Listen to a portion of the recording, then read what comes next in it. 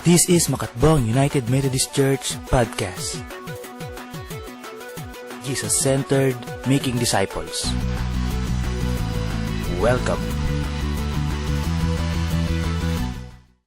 Bagong cell group sa Moonleaf. Although hindi maganda yung situation, bagong Christian pa lang sila, pero naiparamdam natin na we love them.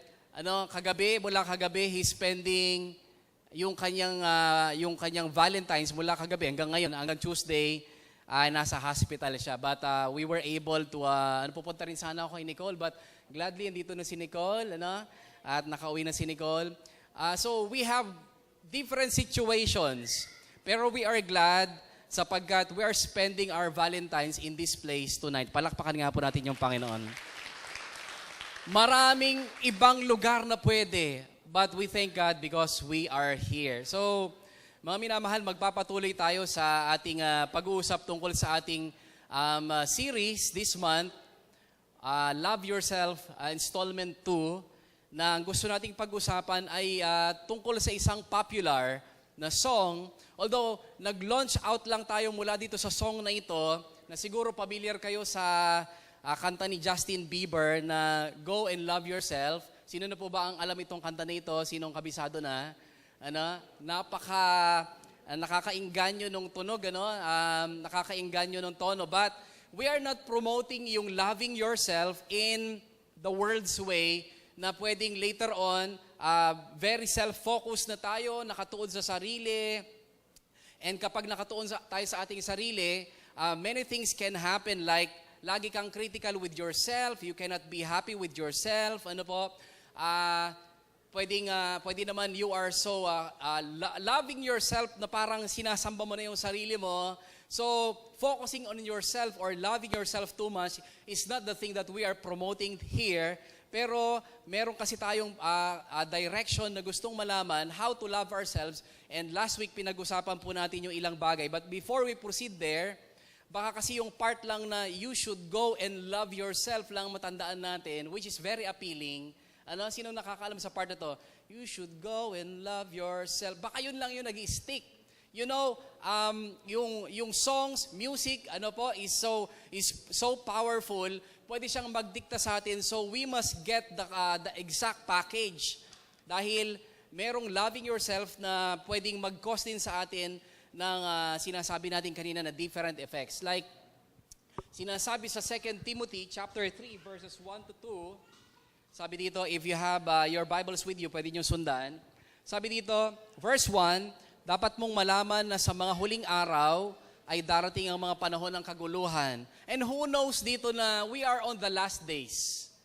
Hindi man masarap pakinggan, but we are almost on the last days. At bakit ba magiging puno ng kaguluhan?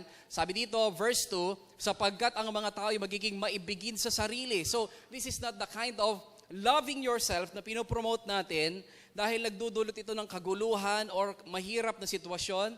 Sabi pa dito, magiging maibigin sa salapi, palalo, mapagmataas, mapagsamantala, suwail sa magulang, walang utang na loob, at lapastangan sa Diyos. Sila'y magiging walang pagmamahal sa kapwa, walang habag sa sarili, walang habag, mapanirang puri, walang pagpipigil sa sarili, marahas, at walang pagpapahalaga sa mabuti. So, definitely hindi po ito yung pinopromote natin. At ang atin po pinopromote ay kagaya ng pinag-usapan natin last week. Sino po dito nung last week? Number 1 ay sinabi natin, how to love yourself is acquire wisdom. Dagdagan yung iyong karunungan. Sino po dito, liban sa mga books na binabasa mo, na required sa'yo dahil sa trabaho o dahil sa pag-aaral, you are still reading additional inspirational books. Ano pong ginagawa natin dito? We are adding something sa ating kaisipan na hindi mananakaw ng iba. We are inspired, we are strengthened, we are equipped. Maaring may hindi maituro yung teacher natin, maaring may hindi maituro yung pastors natin o parents natin, but loving yourself is pagdadagdag pa ng karunungan sa ating sarili na masunugan ka man, manakawan ka man, definitely hindi po ito mawawala, makakabangon ka agad because you have something na hindi mananakaw sa'yo. So pakisabi sa iyong katabi, acquire wisdom. Magbasa, listen, Pwede ka mag-aral ng musical instruments, acquire wisdom, improve yourself. Number 2, ano lang po ito, pagbabalik tanaw. Treat yourself well. Ano po ba itong paraan na you treat yourself well? Loving yourself is also treating yourself well. Ano ba ito? You rest sometimes after isang mabigat na. Halimbawa, may mga papagraduate na rito, mga taga-ELJ. Papagraduate na, nakapag-PT na, nakagawa na ng mga requirements, then you can rest. Para i-refresh yung sarili, have retreat sometimes, maglibot to unwind, dahil yung Panginoon gusto niya magkaroon din tayo ng times of relaxation. At ang sarap naman talaga ng yung after a heavy work, heavy job, magkaroon ka ng pagpapahinga, makapaglibot ka, and you deserve it dahil yung katawan natin kailangan talaga ng pahinga. So hindi naman bawal na magpahinga, mag-retreat, go to the mall sometimes, pero, pakisabi nga po, pero, remember that after your retreat, ang nais ng Panginoon, after your retreat, after ka magpahinga, after ka mag-unwind, be ready to go back to your battle. Pakisabi, go back. Babalik tayo sa ating battle. Hindi tayo, kumbaga ba, nagre-retreat, hindi tayo nagre-retreat just for the sake of, kumbaga ba, makapagpahinga. No, we are replenishing our body with the strength needed for the battle. Babalik tayo sa ating pag-aaral, babalik tayo sa ating work, babalik tayo sa ating ministry. Kagaya nung pinagpahinga ni Lord, si Moses, si Elijah, sila Peter, James, and John, ang sabi nila, sige, umakyat tayo ng bundok, mag-pray tayo. But sabi po ni Lord, sabi niya, you will go back to your situation. Kaya, how to treat well? Kain. Pakisabi sa iyong katabi, kain. Liban na lang kung nag-decide ka mag-fasting, pwede tayong kumain. Alam nyo, yung mga Pilipino talaga hindi naman na dapat turuang kumain. Kahit nakakain natin, tama ba? Nakakita ka sa ilog, gumagapang. Pwedeng kainin. Agurong, o kaya lumipad, simot-simot. May kumakain pa ba ng simot-simot? May kumakain pa ba dito ng ararawan? Yung ararawan, tatanggalin lang yung galamay. Kakainin na ng Pilipino. But what are we talking about here? Treat yourself well. Kung kailangan kumain tayo ng, kumbaga, i-treat natin yung ating sarili. Sometimes, mag-ipon ka naman para makakain somewhere. Pwede ito. We are promoting that. Pero, after treating yourself well, nagpamasahe ka, binilad mo ng t-shirt yung iyong sarili, remember na hindi ka tumatakas. Babalik ka pa rin sa iyong laban. Pakisabi sa iyong katabi, you should go back. Because loving yourself, hindi mo tatakasan yung sitwasyon na mahirap. Yung harapin mo yung sitwasyon. Alam niyo ba kung bakit merong matatatag na tao? Merong matitibay na tao? Sila yung humarap na sa maraming pagsubok. Hinarap nila. Walang matibay na tao na tinakasan yung problema. Kaya pakitanong nga yung katabi, matibay ka ba?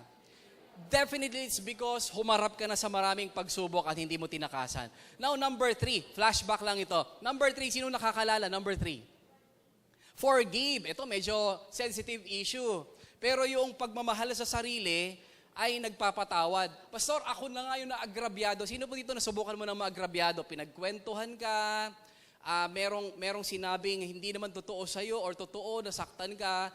And you know what? The best thing to do still, if you love yourself, is to forgive. Hindi laging para sa kanila.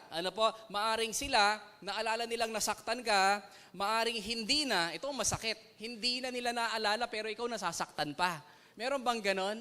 Sila nag-i-enjoy na sa buhay, ikaw andun pa sa madilim na yugto ng buhay, sinaktan nila ako, pinagkwentuhan nila ako, kumbaga ba, parang ipinahiya nila ako, yung bang parang groupings sa school, okay, math, may project tayo, group yourselves into 5. Sumasama ka sa isang group, 4 pa lang sila, pero sabi nila, kompleto na kami. So, sakit, di ba? Parang, you're always rejected. Paano ka ba makapag-move on sa buhay? Forgive. Pakisabi nga po, forgive. Magpatawad. It's not always for them, hindi para sa kanila, but in order for you na maging healthy pa rin emotionally, physically, makita mo may bago pa sa buhay na darating, you must forgive. Number 4, ano po yun? Sino nakakaalala? Forgive yourself if necessary. Sino dito, nadulas ka lang, napagalitan mo na yung sarili mo?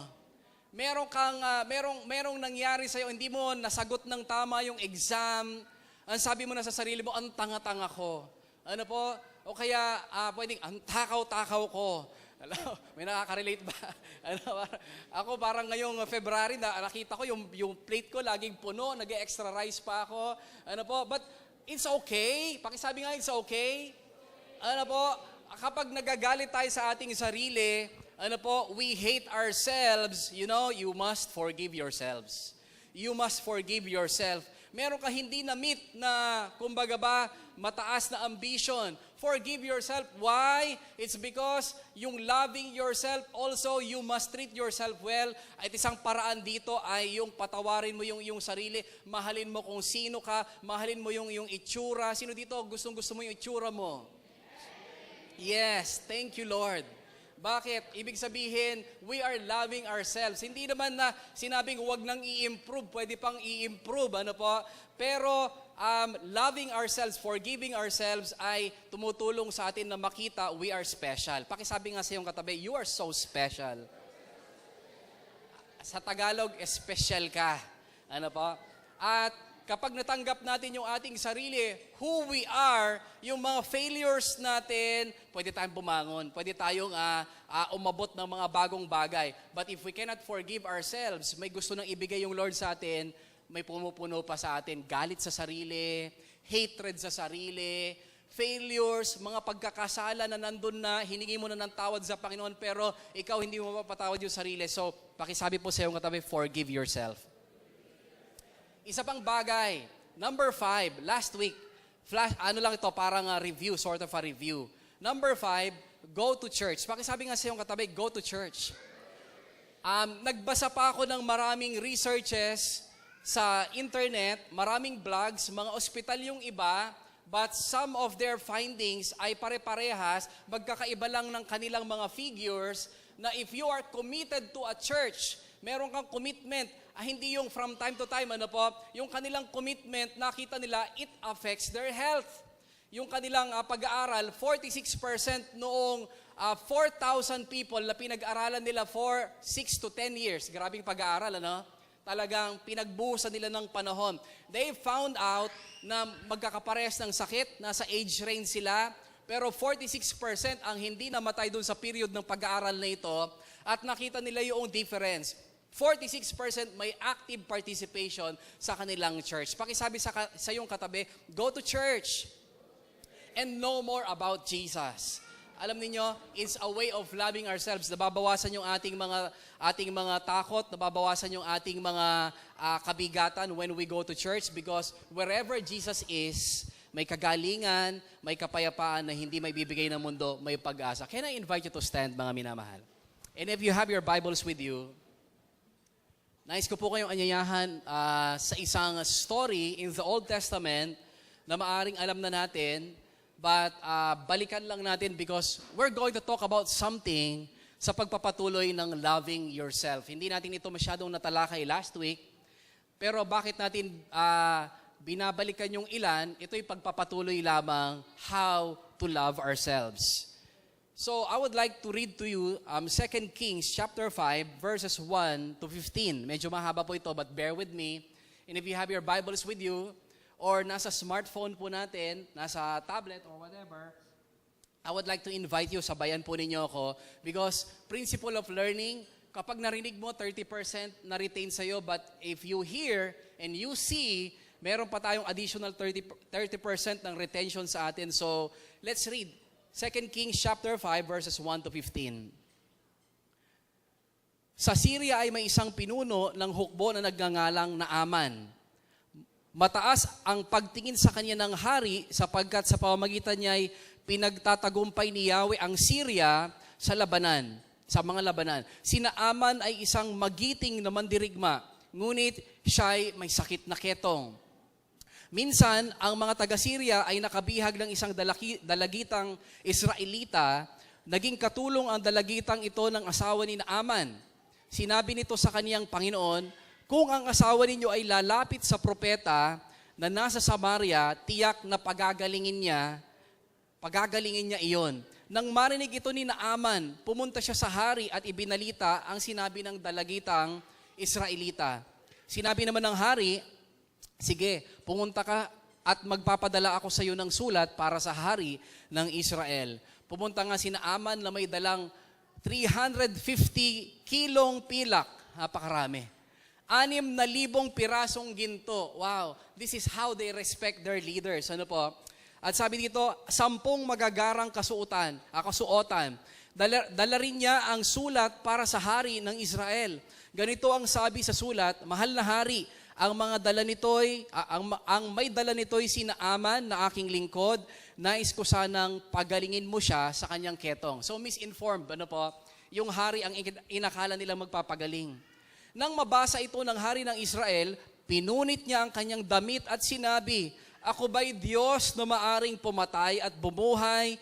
Bakit sa akin niya pinapunta ang taong ito para pagalingin sa kanyang sakit? Baka naman ang humahanap lang siya ng dahilan para magkaroon ng digmaan kami. So, may regalo nga, but the king was insulted. Ano po? Nang mabalitaan ni Eliseo or si Elisha, ang ginawa ng hari, pinasabi niya, bakit kayo nababahala? Papuntahin ninyo siya sa akin upang malaman nilang may propeta rito sa Israel. Nalaman ito ni Naaman, kaya sumakay siya sa kanyang karwahe at pumunta sa bahay ni Eliseo.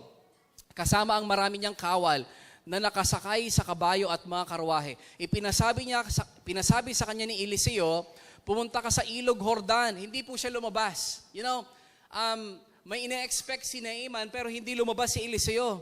Ano po sabi niya, pumunta ka sa ilog Jordan, lumubog ka ng 7 beses at magbabalik sa dati ang iyong katawan, gagaling ang iyong ketong. Nang marinig ito, galit na lumabas si Naaman. Sinabi niya, akala ko pa naman sasalubungin niya ako, tatayo sa harap ko, tatawagin ang Diyos niyang si Yahweh at ikukumpas ang kanyang mga kamay sa tapat ng aking ketong at ako'y pagagalingin. At bakit hindi na lang sa ilog sa Damasco tulad ng Abana at Parpar na mas malinis kaysa alinmang ilog sa Israel? Hindi ba pwedeng doon na lang ako maligo para gumaling? Alam niyo po, yung kanyang heart medyo nagre-rebel na. Hindi siya hinarap noong prophet, the man of God, at inutusan pa siya sa halip na gawin yung ine-expect niya. Verse 13, ngunit lumapit sa kanya ang kanyang mga lingkod at sinabi, buti na lang may kasama siya. Pakisabi nga po, may kasama. Encourager. Sabi, Ginoo, kung mas mahirap pa riyan ang ipinagagawa sa iyo ng propeta, di ba't gagawin ninyo yon? Gaano pa yung paghuhugas lang, pinaguhugas lang kayo para luminis. Kaya pumunta rin si Naaman sa ilog ng Jordan at naglublob ng 7 beses, gaya ng ipinagbili ng propetang Eliseo. Nagbalik nga sa dati ang kanyang laman at kuminis ang kanyang balat tulad ng kutis ng isang bata. Si Naaman at ang kanyang mga kasama ay bumalik kay Eliseo. Sinabi niya, ngayon napatunayan kong walang ibang Diyos sa ibabaw ng lupa, kundi ang Diyos ng Israel. Narito, pagdamutan ninyo ang aking nakayanan. Mga minamahal, tayo pong lahat ay yumuko at tayo po'y manalangin. Father God, we thank you for bringing us here tonight because Lord God, maraming pwedeng magsabi o karanasan namin na magtulak sa amin na maaring makalimutan namin ang mahahalagang bagay. But we thank you, Lord God, for bringing us in this place, Lord God. And wherever you are, nandun po ang buhay, nandun po ang inyong salita ng buhay, ang inyong karunungan, na lalong magdadala sa amin sa hinahanap, hinahangad naming mga uri ng buhay, Panginoon. Thank you, Lord God, for this church. We are talking about loving ourselves, Lord God, in your very own special way, Lord God. Mangusap ka sa amin because we know that you know everything, Lord God, at amin pong pinasasalamatan ang pagkabasa ng inyong salita, ng inyong makapangyarihang salita. This is our prayer in Jesus' name. Let us say, Amen. Sabihin po natin sa ating katabi, God bless you.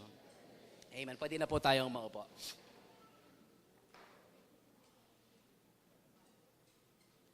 Another way to love yourself is to have vision. At pinag-uusapan natin yung buhay ni Naaman dahil isa siya sa nagpapakita that if you have vision, something will happen in your life. Ano po? So sa lugar po na ito, we are glad that we are here dahil pag-uusapan natin ang pangitain na pwedeng magdala sa atin somewhere because vision is the picture of what we want to happen in the future. Ano ba yung gusto mong mangyari? And some of us may have vision. Sino po sa inyo may vision, may pangarap sa buhay? Taas po'y kamay. Survey lang. Sino yung may pangarap? Ano po? Sabi nga nila, there's no age limit sa pangangarap. Ano po? Ang taong mahirap ay yung walang pangarap. Ano, hindi yung walang laman yung bulsa. Pwedeng walang laman yung bulsa, nasunugan, nanakawan, but if you have vision, makakaahon ka dyan. Tama po ba? So pakisabi sa iyong katabi, you're in the right place. For if you have a vision, magtutulong pa tayo na umapoy pa ito. Ano po, kapag nawalan ng vision, naagaw ng sitwasyon, naagaw ng mahirap na sitwasyon sa buhay, then you are also in the right place because ang language ng Holy Spirit is vision. Magkaroon ng pangitain. Kaya yung mga taong makikita nating may passion sa pag-aaral, may passion sa pagtatrabaho, masasabi natin, they are enthusiastic people. Ano ibig sabihin? May fire. At kapag balikan natin yung meaning ng enthusiastic, ang ibig sabihin ng enthusiastic, entheos. Meron sa loob niya presensya ng Diyos. Palakpakan nga natin yung Panginoon. Ano? And the Lord's desire is to go inside us, ano? At magkaroon ng fire sa buhay. Kaya yung mga may fire din sa buhay, gigil, alam nyo yung pumasa sa top 5, if I'm not mistaken, top 5 sa isang exam, ang kinakain niya lang araw-araw ay kanin at nilalagyan lang ng asin. A nursing exam ba yun or teachers board exam? Ano po, board exam. Wala siya nung pwedeng ipagbalaki nung iba. But what she has inside her is the enthusiasm na kaya ko to. Pakisabi nga po, kaya ko to. And when you have God inside you, ano po, walang pwedeng humarang sa atin. And if you think you have vision or somehow namalayan mo, wala na, you need to restore your vision. And again, let me say, you are in the right place. Dahil sa lugar po na ito, lagi nating pag-uusapan that when we have Jesus, we have everything. Amen po ba? So, some of us maybe, ay nasa proseso ng pagbawi sa pangarap. It's not easy. It's maybe hard. Ano pa? It may be hard. Maaring mahirap talaga yung proseso, pero it is always a good thing na merong vision. Ano po? Merong pangitain, may pangarap, may pupuntahan. So, pakisabi sa iyong katabi, have vision. When passion is lost, ano po ba yung passion? Ito yung fire. Ito yung apoy natin sa paggawa ng bagay. Sabi po ni Paul, it is almost close to blindness. Maaring nandun na yung pagkabulag. It's either, parang blindness physically or spiritually. Ano po, kapag yung passion is lost, sabi ni Paul dito, you are almost blind. Ano po, to what really matters. Sa tunay na mahalaga, sa tama, nawawala na yung kakayahan mong makakita. You are just focused on things na maaring hindi katumbas nung lalong mahalaga pero tinatanggap mo na that this is mine. Ito na siguro yung guhit ng palad ko. It's because when passion is lost, ano po yung diagnosis dito, you lost your vision. Nawala na yung iyong vision sa mga tunay na importante, yung tunay na mahalaga. So we will talk about vision through the life of Naaman. He is so rich. Sino dito gustong maging mayaman? Sino dito mayaman na? Amen. Sino dito gusto pang yumaman? Well, you know, when I look at you, it seems like parang nakakagilting gustong maging mayaman. Mga minamahal, lumaya tayo dahil yung pagyaman ay gusto rin ng Panginoon sa buhay mo. Pakisabi sa iyong katabi, huwag kang mag-guilty. Sino dito gustong yumaman? Parang, hindi, kaya ka nga pinag-aaral. Hello? Na magulang. Yung Diyos pa kaya, tatanggi na yumaman ka? Kaya ka nga nag-aaral. Sino dito nag-aaral pa po? Kaya ka nga nagtatrabaho, it's because you want to escape something. Yung kasalukuyan mong kalagayan, you would like to go farther. Ano po? So, itong kalagayan po ni Naaman, he is so rich. Ano po? So, another thing sa kanyang buhay, he is so successful. Sino dito gusto mo maging matagumpay? Huwag ulit tayong mahiya na gustuhin nating maging matagumpay. Ano po, yung may enthusiasm, may enthusiastic na pagkilos, magiging successful. He is so rich, i-add pa natin, he is successful, pero pag dumating na yung salitang but, pakisabi nga po, but. O kaya yung salitang pero. Alam nyo, magandang balita, merong pasubali, may other way. Sabi ng talata, he was a leper. Meron siyang ketong. Alam nyo po, ngayon curable na yung ketong, hindi na dapat ikabahala.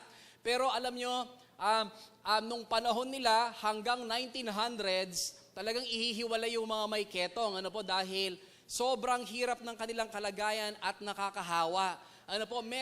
Meron siyang tagumpay, pero meron din siyang mga problema. At meron siyang laging kasama, buti na lang meron siyang laging kasama. Pakisabi nga po, laging kasama. At itong mga kasama niya ito ay laging mga encouragement ang binibigay. Meron siguro silang pag-uusap, sabi siguro na Naaman, i-describe mo nga ako. Have you ever tried asking your friend, i-describe mo nga ako? May mga Facebook post na nakalagay doon. Describe me in a few words, 5 words. Siguro nag-uusap din sila. Mga kasama, i-describe nyo nga ako. Ang sabi nung kanya mga kasama marahil, matapang po. Yes, he is valiant. Sabi sa Bible, matapang po siya. Siguro sunod na tanong niya, ano pa? Malakas. Ano pa? Mayaman. Ano pa? Matagumpay. Parang may hinihintay siyang sabihin. Nasubukan niyo na ba yun? Yung parang tinatanong mo siguro yung mga kaibigan mo o yung boyfriend mo, maganda ba ako? Mayaman ka. Di ba?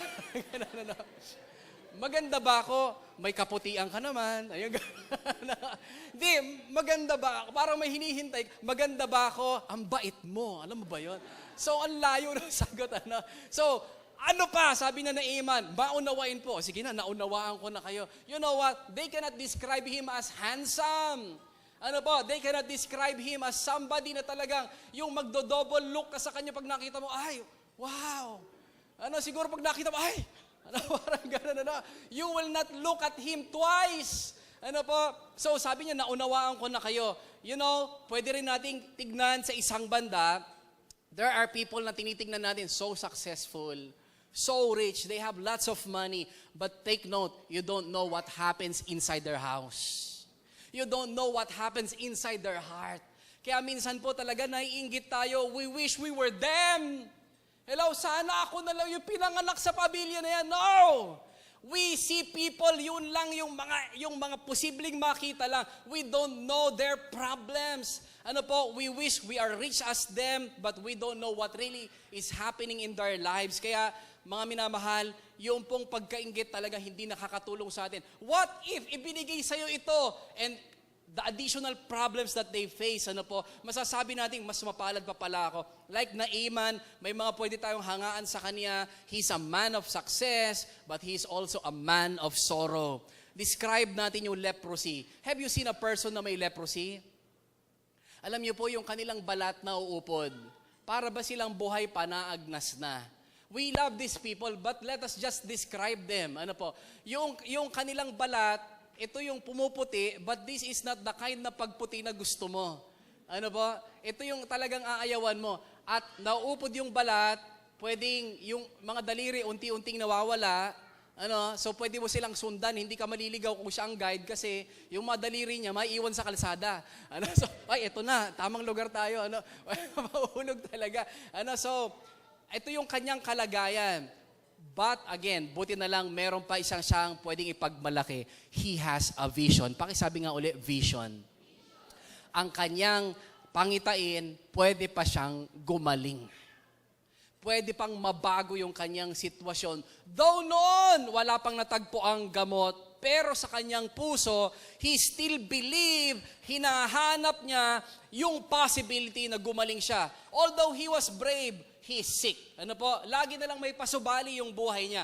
He has leprosy at mula nung bata po siya, meron na siyang ketong. And he heard about Elisha. Si Elisha ay isang propeta na ginagamit ng Panginoon to do miraculous things. Kaya nung magkaroon sila ng pagkakataon na malaman meron pang makakagamot, wala na silang pasubali, pinuntahan nila yung solution. Hindi na sila nagdalawang isip. And he found Elisha. At si Elisha po, hindi lumabas ng bahay. Sige, sabihin mo, pumunta siya sa Jordan River. And ano po yung sinasabi ng situation na ito sa buhay po ni Elisha at ni Naaman? There's power in words. If you have vision, ito rin ang sabihin mo. If you have dreams, ito ang banggitin mo. Hello? Are you still here? Anong madalas binabanggit mo? Yung failures mo? Yung wala sa'yo? Yung mahirap? Yung imposible? You know, if you have vision, say it! Ang sabi po ni Elisha, ganun ba? Alam niyo, nanggaling pa siya sa malayo, sige, lumubog ka sa ilog 7 times. So simple. Why? It's because he believes that something can really happen when you have faith. Pakisabi nga po, faith. At isang expression po ng may pananampalataya, you have vision. Meron kang tinitignan na mangyayari sa'yo in the future more than you have right now. Meron kang pangarap, you have faith. Ano po? So, Elisha, he said, sige, lumubog ka ng 7 beses sa ilog. And you know, miracles happen not just because of the person. Hindi lang nangyayari po yung himala. So sometimes, baka puntahan natin yung isang person, papray nga po. It's not about the person, it's about the faith that we have. Yung ating pananampalataya. Miracles happen to us because of the spoken word, yung sinasabing salita. But to an unbeliever, alam niyo po sa hindi pa nagkakaroon ng vision, pangitain sa kapangyarihan ng Diyos na kumikilo sa salita, sabi ng Panginoon, let there be light, nagkaroon ng light. Sa iba, hahanapan nila, hindi, meron dapat dyan, merong equation, meron dapat tayong makita dyan na ginawa, alam niyo yung Big Bang Theory, may force dyan, etc. Hello? I-explain nila, but you know, yung nangyari po, yung salita ng Diyos, it came to being yung light, yung mundo, just because of the power of the word. But to an unbeliever, wala pang vision, wala pang revelation, it's so silly. Parang kakatwa, hindi totoo yan. But you know what, sina Aman sa kabila ng mayroong pagtatalo sa kanyang isip, ang dumi-dumi ng ilog Jordan. Ang dumi-dumi naman ng ilog dito, meron namang mas malilinis doon. Parang sabi niya, I'm about to lose my hope. Sino ba yung pumunta na sa situation na gusto mo pero gusto mo na ring sumuko? Gusto mo na abutin yung pangarap mo pero gusto mo na ring hintuan yung pag-abot ng pangarap. Gusto mong umasa na may paggaling o may pag-aayos pa yung pamilya, but you are seeing na yung mga impossibility. Sabi niya, gagaling ba ako dito? Baka ma-infect pa ako. Actually, mga minamahal, marumi talaga yung ilog Jordan. Sino dito nakaligo na po sa ilog ng Makatbong? Okay? So parang siguro nasubukan yun. Ako nakaligo na rin po ako dyan. Mahilig din ako maligo sa ilog. But there are times pag nasugat ka at nababad ka sa maruming tubig, and you know yung skin ng may ketong, madali na talagang matungkab. Masabit ka sa tinik. Masabit ka sa bato. Magkaka-infection ka agad. And you know, sabi niya, baka hindi totoo, but let me try. Buti na lang may vision. Pakisabi nga po ulit, vision. Na meron pang posibilidad na siya'y gumaling. When he is about to surrender, alam niyo po, yung una niyang paglubog, sige na nga, subukan ko. Nilubog niya siguro yung sarili niya, nakakapit siya sa kanyang ilong, paglubog niya. Alam niyo po, pag-ahon niya, sabi niya, nung pagbitaw po niya, pag-ahon niya sa tubig, hawak niya yung ilong niya, natanggal na. Tuk! Sabi niya, ganyan na, what happened? Sabi niya, ginawa ko lang, gusto ko lang namang abutin yung gusto kong mangyari. Why is this happening? Have you experienced this? Hello? Gusto mo lang naman magpatuloy mag-aaral, kaya lang bakit may linggo na wala kang baon if you're experiencing this? Bakit may panahon na parang wala kang pan-tuition fee? Hello? Siguro sabi niya, subukan ko pa nga, humawak naman siya sa kanyang tenga. Paglubog niya, napigtas yung tenga, tuk! Sabi niya, hi! Sabi niya, asa yung tenga ko, etc. Why? Talaga po, mga kapatid, yung kanyang case is chronic. Yung kanya pong case ay talagang hopeless. Buti na lang may kasama siya, pakisabi nga po, buti na lang.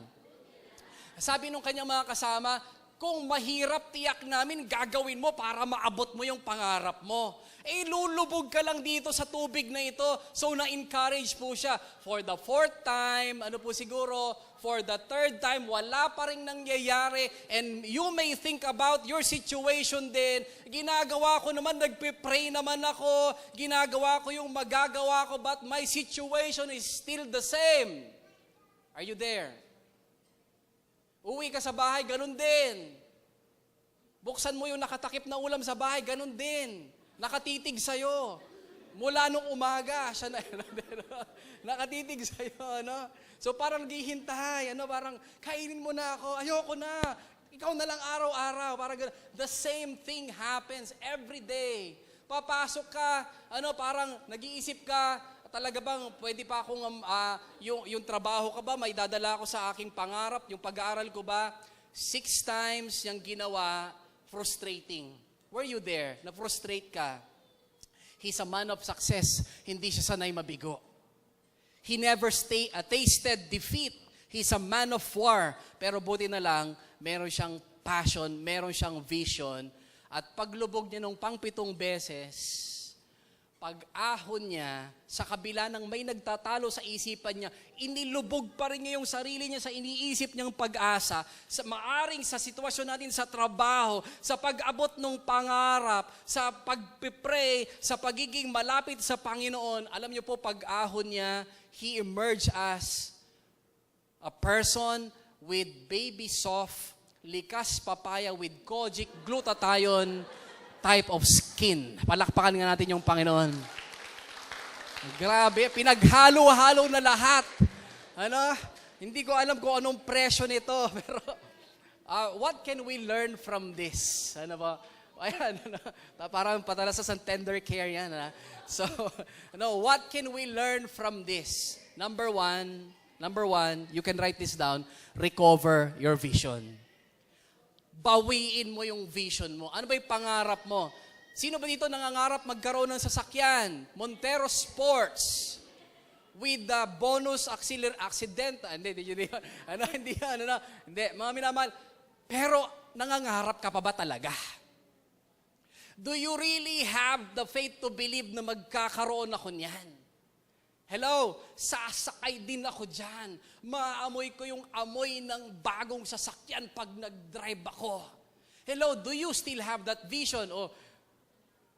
Mahirap na ata yan. Hello, nagkakaedad na ako, tong sweldo ko na ito, mahirap ata yan. You know what? Recover your vision. Pakisabi sa iyong katabi, recover your vision. Nagsisimula lahat sa vision. You want a better life? What are you doing with that? Sinasabi mo pa ba ito? O kung makita mo yung sitwasyon mo, yung hinuhulugan mo, yung bayad mo, yung niloloan mo, yung sweldo mo, parang mahirap na. Recover your vision. You want to be healthy? Sino dito gusto pa maging healthy? Amen? Noong January, nag-decide ka, mag-exercise ako. Sino makarelate? Pero nung February na, akala mo lang pala gusto mo mag-exercise. Parang akala ko lang pala, ngayon nalinawan na ako. Magda-diet ka nung January or so, you thought, sabi mo nung February, akala ko lang pala magda-diet ako. You know, if you want to be healthy, recover your vision. Ano ba yung figure na gusto mong maging? Hello? Ano ba, meron ka bang biceps pag kinurl mong ganon? You know, it does not happen by faith in Jesus' name! Wala, hindi pwede yun. Hindi pwede. Meron ka bang vision, then you have, you will have the passion to do that. You want to be a millionaire? Sino gusto maging milyonaryo dito? Actually, some of you are millionaires na siguro. But if you want to have more, posible ba? Yes, you have to have vision. Gusto ko lang i-affirm si Ate Shasha, malapit na siyang maging millionaire. Andiyan ba si Ate Shasha? Palakpakan natin si Ate Shasha. Andiyan, ayan, okay. Andiyan ba si Ate Shasha?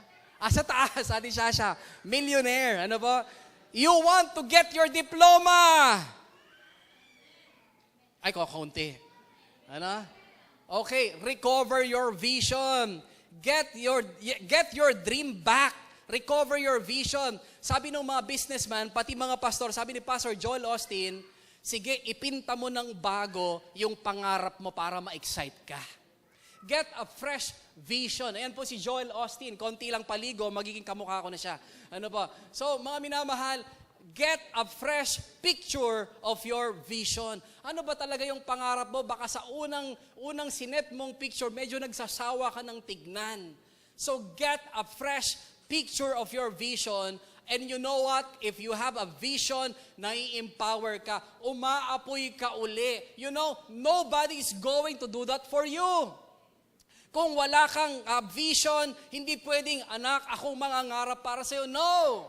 Friend, ako mangangarap para sa'yo, kukunin ko to, magsiseminar ako para sa'yo. No! You have to get your own vision. Bakit? Kasi ikaw yung aabot. Kahit raffle po yan, you must sign the ticket, right? Hindi pwedeng, I have the ticket na. No! You must have faith to have action. When you have the vision, mapapansin mo, mabilis yung pintig ng puso mo, excited ka, napupuyat ka para rito. Hindi sa dahil dapat lang, kundi gustong-gusto mo. It's because you have a dream now. Meron kang gustong abutin. Ano po? You know it's going to be hard. Alam mo magiging mahirap pero wala ka ng pakialam. You want it so bad na kahit mapuyat ka, kahit mahirapan ka, it's because you have the vision gusto mong abutin. Palakpakan nga natin yung Panginoon. You have to get a fresh vision and you will have a fuel. Alam niyo po, nag-uusap kami uling mag-asawa just yesterday. Nakikita namin lumalaki na yung mga anak namin. Si Wesley magpa-5 na, si Joseph magtuto na, and I'm 36, so hindi na ako young professional, hindi na ako makakasama sa fellowship ng young professional. Nagkakaedad na ako. Hindi pa siguro yung edad na talagang parang, okay, if I will live up to 72, I'm in the middle. I'm midlife na ako. Midlife. Ang sabi ko sa aking asawa, wala pa tayo na ipupundar. Ang hirap naman ata, parang gano'n na yung mga bata walang titirahan. Alam niyo po ba yung pastor?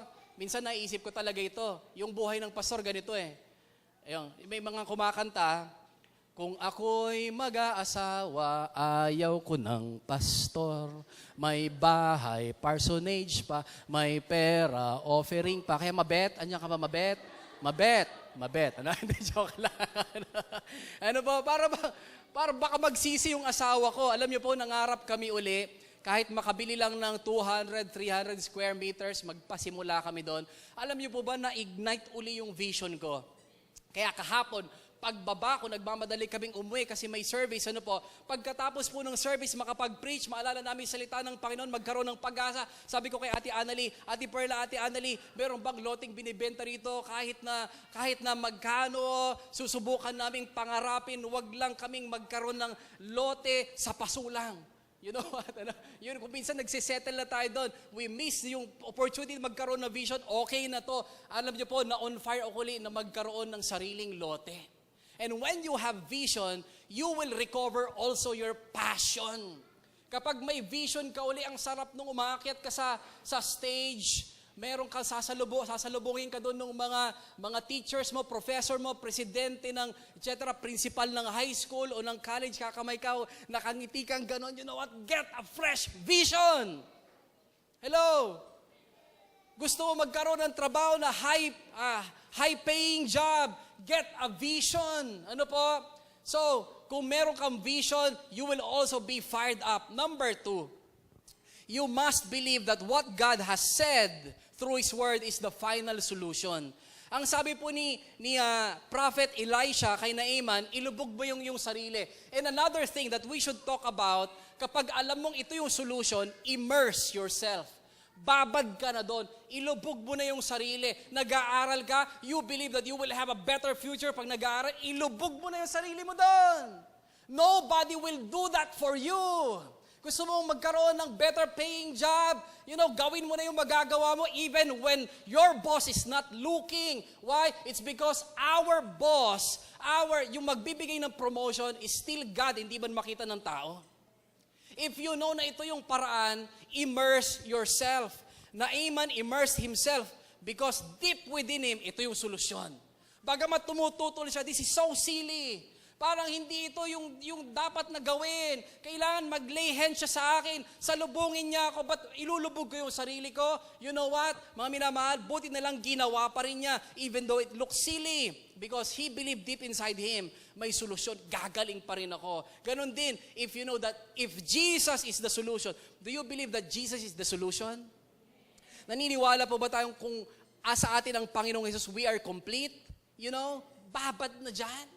Ano po, magbabad tayo, magkaroon tayo ng pagkakataon na tayo si Jesus lang, magbabad ka na sa Kanya. The more you immerse yourself in Jesus, the more you want Him. Parang bata nung una, nung paliguan mo ayaw, pero nung nakalusong na sa tubig, ayaw nang umahon. The same thing. Ano po mga minamahal? Ano bang solution, Pastor, to your salvation? You know what? Meron po tayong death sentence. Yung ating oras ticking closer and closer and closer to our end. Hello? Meron tayong clock deep within our body. Tick-tack, tick-tack. Closer and closer and closer to our end. And the question that we should answer ay, saan ba tayo pupunta? But you know what? Jesus solved this already. If you know that Jesus is the solution, magbabad na tayo sa Panginoong Jesus. If you are sold out na si Jesus ang answer, you will talk about Him more and more, not because you wanted to be saved, gusto mo maligtas, but because you are already saved. Palakpakan po natin ang Panginoon. Kaya ang theme natin for the whole year, immerse, lumusong, emerge, umahon. Alam niyo, hindi naman nagbabad na si ano dun eh. Si Naaman, nag-emerge din siya at nagliwanag. Ano po? You want others to know Him because just like you, they need somebody like Jesus. Number 3. Are you learning something tonight? Are you glad na napunta po tayo sa lugar na ito? You know, number 3, vision happens.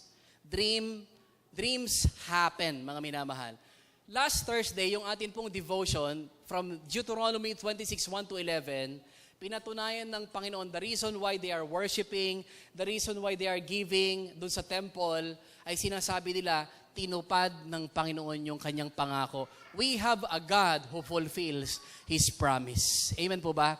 Meron tayong Panginoon na hindi napapagod na i-fulfill yung mga pangarap na batay sa kanyang salita. They gave their first fruits to God because they have remembered may pangako si Lord na tinupad niya na. You know, the Lord is interested in fulfilling the promise. When you have a vision, comes passion. Gagawin mo ito. When you know this, you know you are so alive, pakiramdam mo mas buhay ka. At kapag yun pong dreams, you know that malapit na mangyari, you are even more excited. At ang edge po natin, we know that our God, yung mga panalangin po natin, yung mga pangarap natin, hindi malayo sa kanyang paningin. Pakisabi sa katabi, just don't quit. Kahit na sobrang frustrating na, parang ang hirap-hirap na, keep on believing. You know, mga minamahal, to love yourself is to have vision. Pakisabi sa iyong katabi, mangarap ka, kapatid.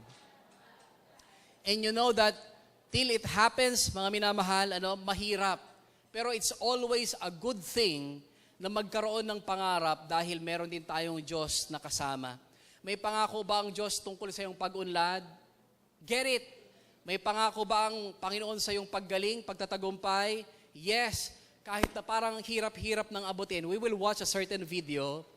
Some of them are Christians. But let us regain our vision nang yayari yung pangarap. Hindi lang nailagay dyan si Pia, nanalo Miss Universe, Pia Cayetano. So, mix up pa rin, Pia Wurtzbach. Hindi lang siya nasama, but dreams happen. If we are ready, pwede nating panoorin. Are we ready, Kuya John? Ayan. If we are ready, may inaalagaan ka ba bang pangarap sa puso mo? Alam nyo, merong mga kahit kabataan, kahit bata pa, deep inside them, something has died already. Ano ba yun? Yung mga pangarap na pwede pa palang maabot.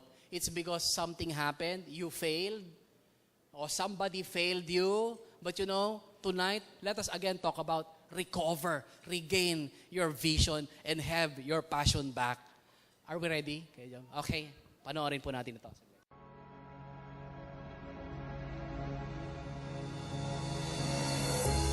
After being cut from his high school basketball team, he went home, locked himself in his room, and cried.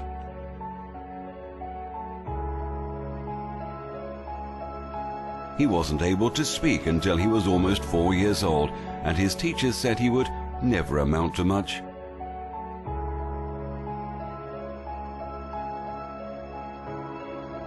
Was demoted from her job as a news anchor because she wasn't fit for television.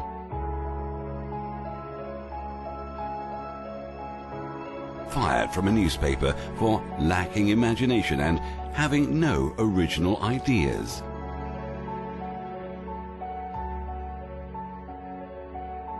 At age 11, he was cut from his team after being diagnosed with a growth hormone deficiency, which made him smaller in stature than most kids his age. At 30 years old, he was left devastated and depressed after being unceremoniously removed from the company he started.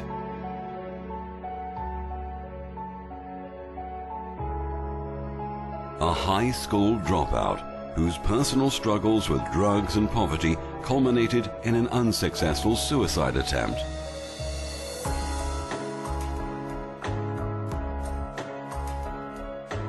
A teacher told him he was too stupid to learn anything and that he should go into a field where he might succeed by virtue of his pleasant personality. Rejected by Decca Recording Studios, who said, "We don't like their sound. They have no future in show business."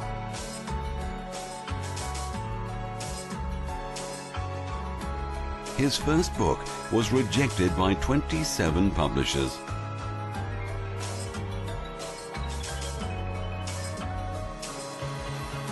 His fiancée died, failed in business, had a nervous breakdown, and was defeated in 8 elections.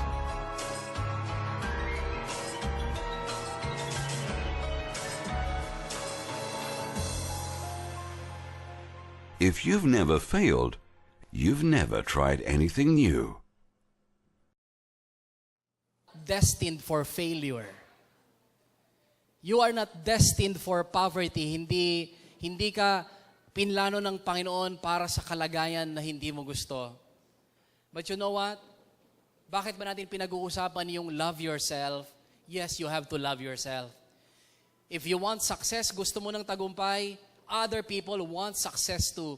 You want good clothes, other people would like to have good clothes too. You want peace, gusto mo ng kapayapaan. You want your dreams to be fulfilled. You want your dreams to happen. Gusto mo magkaroon ng kapayapaan. Gusto mo magkaroon ng bagong pananaw sa buhay. Magkaroon ng bagong pasimula, kapatawaran. You want to enjoy respect of other people. You want to enjoy joy. You want prosperity. You want a close relationship with God. You know what? Other people would like to have it too. Ibig sabihin po, kapag nalaman natin how to love ourselves, sabi kasi ng Panginoon, love the Lord your God with all your soul, with all your mind, with all your being, lahat-lahat. Second commandment, sabi ni Jesus, love others as you. As you what? As you love yourself. Ngayon po, gusto mo magtagumpay, the Lord wants it too, pero maraming tao hindi na nila maisip na magtatagumpay. So we have now a platform. Meron tayong tungtungan na ganito pala yung paano mahalin yung sarili. Now I can love others too. Ganito pala yung mahalin ng Panginoon, so dapat malaman din ng iba. Ganito pala yung magkaroon ng relationship with the Lord, so dapat malaman din ng iba. You know what, mga minamahal? We are God's plan A for this world. There's no plan B. Dito lang walang plan B. Tayo po yung plan A ng Panginoon, unang makaranas sa Panginoon, so that as we love others, we will learn to love, or as we love ourselves, rather, we will learn to love others too. Tayo pong lahat ay yumuko, tayo manalangin. Nagpapasalamat kami, Panginoon, dahil muli mong pinakita sa amin ang kahalagahan ng may pangarap. And Lord, salamat din po, tonight, we are able to diagnose. Makita namin kung are we living with dreams? Are we living with vision? Or are we dead? Dead deep inside us. Walang enthusiasm. We're blind to see what is important. Salamat po, Panginoon, sa gabi na ito, we know that you are the solution. Hawak din po ninyo ang pagpapagaling, Lord God. Thank you, Lord God, sapagkat kayo rin po ang nagbibigay ng direction. Lord, we're not just born to be happy.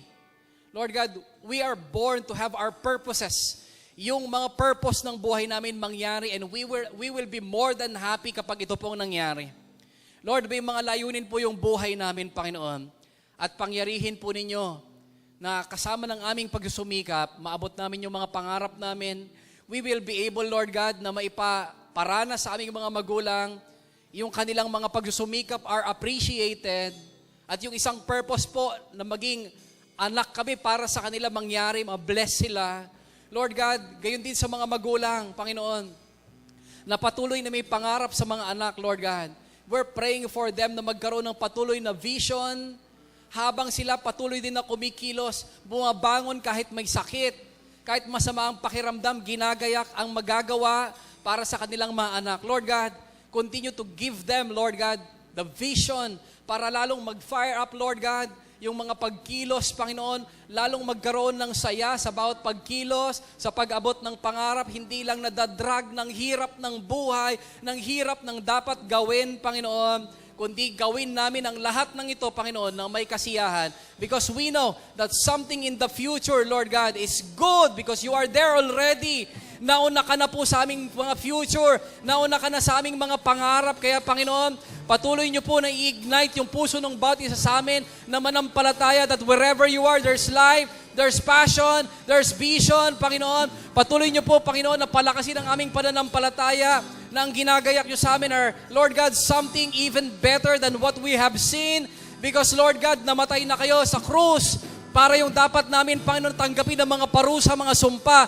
Kunin ninyo na para kaming magkaroon ng buhay dahil mahal na mahal ninyo kami, Panginoon. We thank you. This is our prayer in Jesus' name. Let us all say, Amen and Amen.